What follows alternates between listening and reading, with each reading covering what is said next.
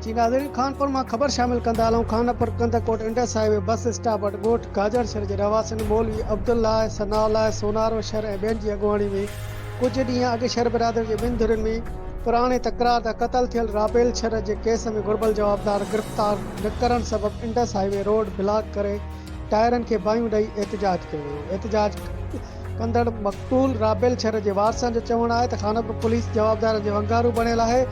Indus highway road block हुजण सबबि road जे ॿिन्ही तरफ़नि खां गाॾियुनि जूं कतारूं लॻी वयूं आहिनि। मुसाफ़िर परेशान आहिनि। एहतजाज कंदड़ मौलाना अब्दुल्ला शहर ॿियनि मीडिया सां ॻाल्हाईंदे चयो त कुझु ॾींहं पहिरियां एबन शहर धुर असांजो नौजवान राबेल शहर खे क़तल करे फरार थी विया, जॾहिं त ॿिनि ॼणनि खे हाकिम शहर ऐं सोनारो शहर खे ज़ख़्मी करे विया हुआ। ज़ख़्मी हिन वक़्तु बि अस्पताल में दाख़िल आहिनि, जॾहिं त असांजा कातिल आज़ादु घुमनि पिया। पर खानपुर पुलिस जवाबदारनि जी गिरफ़्तारीअ लाइ कक भञी ॿीणो न कयो आहे। हिननि SSP शिकारपुर खां घुर कई त जवाबदारनि खे गिरफ़्तार कयो वञे। ॿिए तरफ़ एसएचओ खानपुर मुज़ाहिरीन सां ॻाल्हियुनि बैदि रोड खोलराए वरितो ऐं ट्रैफ़िक बहाल थी वई। Report Khanpur news team.